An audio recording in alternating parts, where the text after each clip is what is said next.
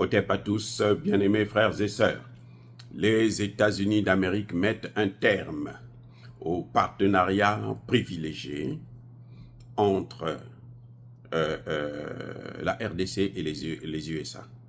Un partenariat privilégié pour la prospérité et la paix. La prospérité des États-Unis, c'est comme ça que j'ai traduit ça, et la paix en RDC. Mais sur la base d'un partenariat privilégié où les États-Unis sont les maîtres de la RDC. C'est-à-dire qu'en RDC, ils ne doivent pas avoir de concurrence, pas de compétition.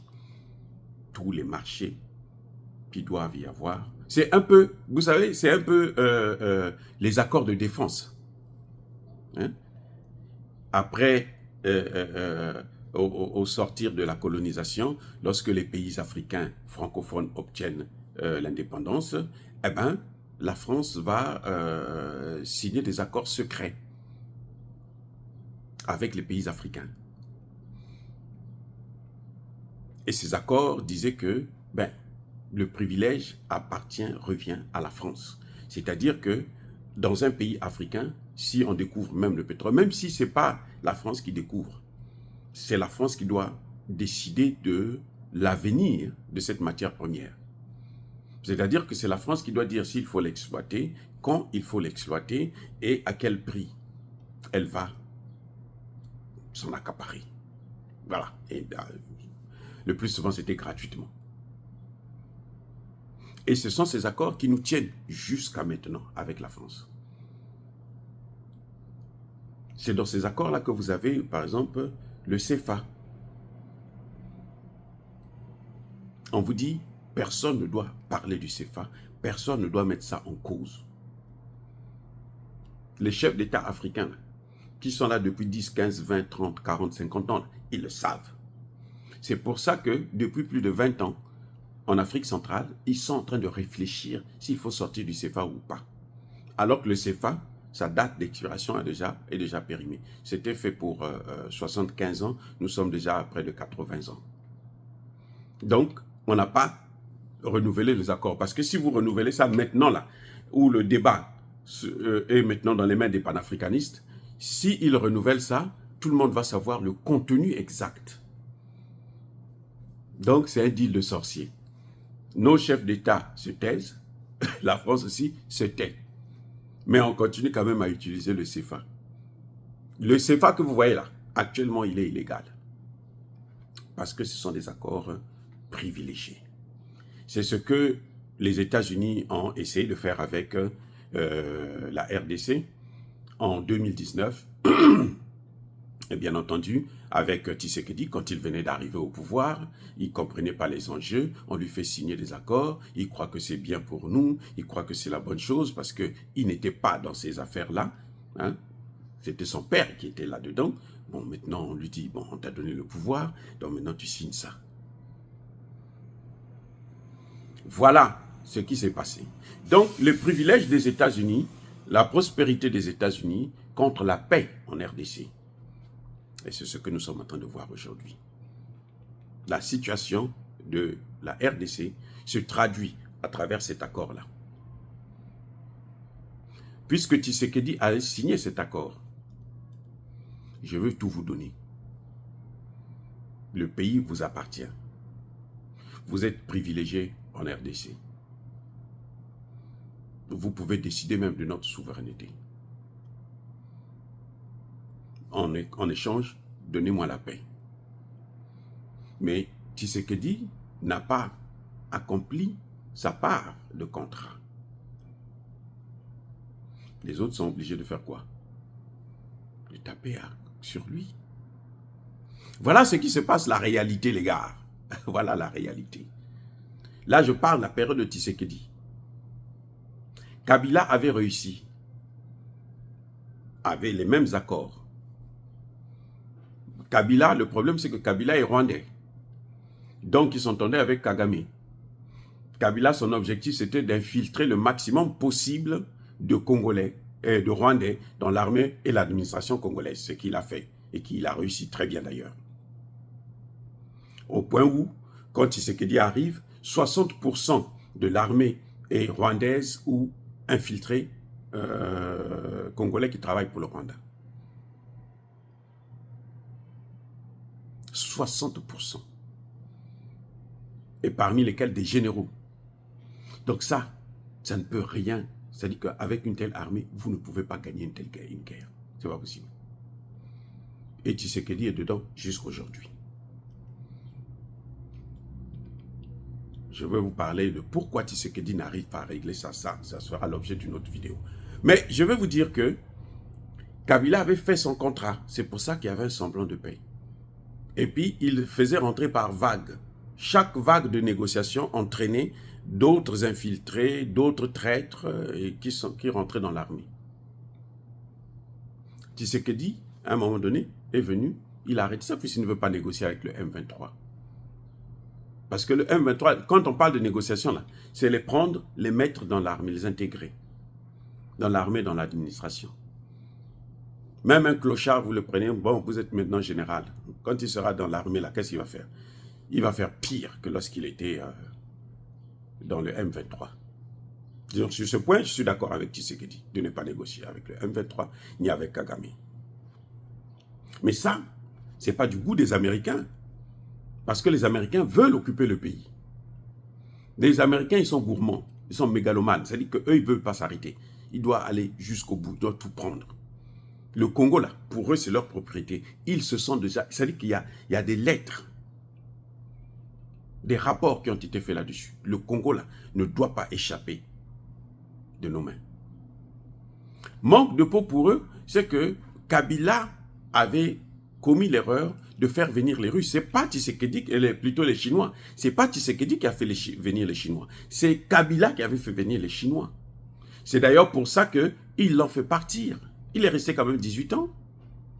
Il n'y avait pas de démocratie. Vous voyez, il est resté 18 ans. Mais comme il a fait, on avait appelé ça le contrat du siècle. Lorsque les Tshisekedi signe l'accord avec les Américains lui demandent, bon, maintenant que tu as signé les accords, nous sommes des privilégiés, ce contrat-là, tu dois l'annuler. Or, ce contrat avait déjà commencé à être exécuté. Mes excuses. Ce contrat avait déjà commencé à être exécuté. Donc Tshisekedi ne pouvait pas l'annuler comme ça.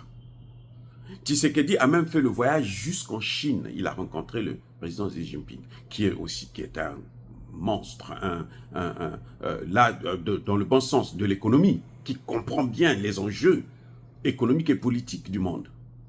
C'est quand même la première puissance économique du monde. Ils se rendent compte que les Américains, ils savent qu'ils ont signé des accords. Ils ont l'information. Ils ne sont pas comme nous qui n'avons pas l'information, qui ne gardons pas les dossiers. Ils savent qu'il y a cette information-là, que le Congo a signé des accords avec les États-Unis pour que les États-Unis puissent être privilégiés. Donc, lui pose maintenant des barricades sur le chemin de Tshisekedi. L'une de ces barricades, c'est de dire, bon, écoutez, moi j'ai déjà investi, remboursez-moi l'argent là, et puis bon, vous prenez le marché. Quand Tshisekedi se retourne vers les Américains pour dire, bon, écoutez, eux ils disent qu'il faut me rembourser l'argent. Moi je n'en ai pas. Donnez-moi l'argent. Les Américains n'ont pas d'argent. Ils n'ont pas d'argent. Ils ont l'armement. Ils n'ont pas d'argent. Qu'est-ce qu'ils ont fait? Les Américains n'arrivent plus à financer. Même ici, chez eux-mêmes, ils ont besoin de l'investissement des autres. De la Chine, du Japon et autres. L'essentiel du budget américain va dans l'armement. C'est pour ça qu'ils ont 750 bases militaires à l'étranger. Il faut les entretenir. Donc, quand Tshisekedi arrive à ce point-là, il n'arrive pas. Il est obligé de trouver d'autres échappatoires pour décourager la Chine, demander à la Chine d'investir 7 milliards de dollars pour les infrastructures. Les Chinois, comprenant que c'est un moyen pour les éloigner, et ils ont plus à gagner d'assumer ça, ils disent non, il n'y a pas de problème, on te donne les 7 milliards. Nous allons investir 7 milliards. Tu veux augmenter la part du Congo? Ok, il n'y a pas de problème, on augmente la part du Congo. Nous, on ne va pas céder. Les Chinois disent, nous, on ne va pas céder. Donc, au fond du cœur, nous, on ne va pas céder la RDC aux États-Unis. Ils arrivent là, bloqués, zingués. Voilà le vrai problème qu'il y a aujourd'hui en RDC. Les Américains voulaient de ce contrat du siècle. C'est le plus gros contrat que la RDC n'ait jamais signé avec un État. Les Américains voulaient de ça. Mais ils n'ont pas eu. Parce que les Chinois ont compris le jeu que les Américains sont en train de faire avec Tshisekedi, en manipulant Tshisekedi, sur la base d'un accord. Mais l'accord est venu après qu'il y ait le contrat. Donc les Chinois ont compris le jeu et ils ont joué avec ça. Et les Américains ne sont pas contents. Parce que pour les Américains, il fallait que Tshisekedi puisse tout faire, quitte à faire exploser le pays pour qu'on leur donne ce contrat. Ils n'ont pas obtenu. D'où, conséquence, c'est quoi? Eh bien, c'est ce qu'ils sont en train de faire. On dit à Kagame, continue. On dit à Museveni, enfonce le clou. On appelle William Ruto du Kenya pour revenir à la rescousse. C'est que vous voyez la situation à l'est du Congo, avec Tshisekedi. Ce n'est pas Tshisekedi qui a commencé, mais Tshisekedi, le fait de... Il a pris le pouvoir en 2018-2019, donc il venait après d'avoir le pouvoir, on lui fait signer des accords qu'il ne comprenait pas, il est tombé dans le piège. Les Américains n'ont pas pu obtenir aussi ce qu'ils voulaient. Et maintenant, la seule voie qui leur reste, c'est de prendre ces choses-là par la force, comme ils l'ont toujours fait.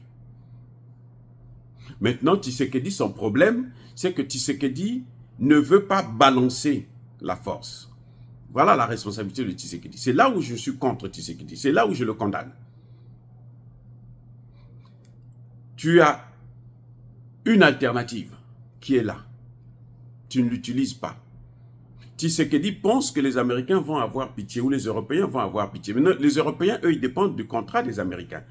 Donc, à partir du moment où les Américains n'ont pas été satisfaits, tu n'as pas satisfait aussi les Européens. Parce que les Européens, celui qui bouge là, on le tape aussi. Il ne faut pas croire.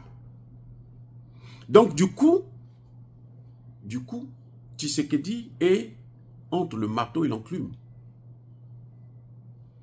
Nous lui disons que pour balancer les choses, pour équilibrer les choses, toi, tu n'as qu'à aller vers les Russes. Comme ça, les Américains vont calm down. Vous voyez, si tu ne fais pas ça, eh bien, cette situation va continuer jusqu'à ce que tu termines ton mandat. Et s'il ne fait pas attention, les Américains vont l'humilier. Comme ils ont fait avec Mobutu. Ils vont l'humilier. C'est comme ça qu'ils se comportent toujours. Ça, c'est une évidence. Alors, il faudrait qu'ils puissent prendre maintenant des dispositions. Voilà le problème de la RDC. Depuis 2019, c'est celui-là. On lui dit, bon, maintenant donne-nous aussi, donne-nous le territoire. Comme ça, si nous on contrôle le territoire, nous-mêmes on va dealer avec les Chinois.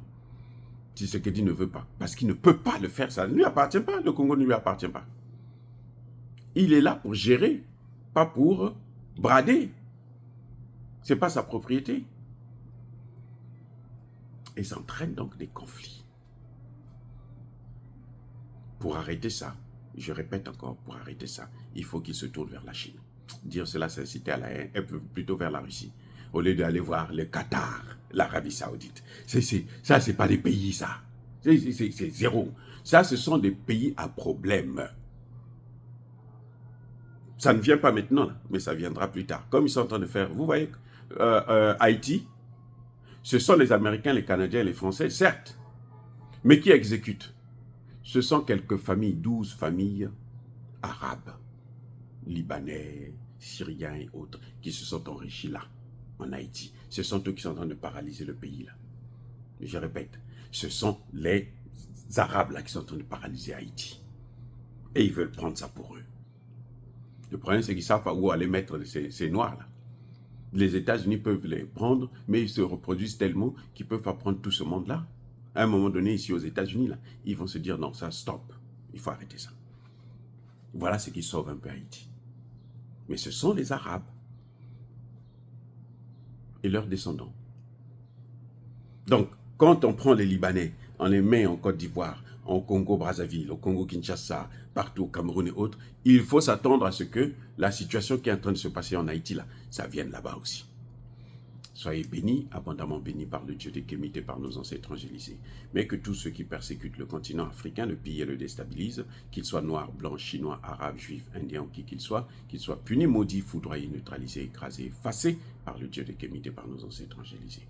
Vive l'Afrique éternelle, j'ai dit et j'assume.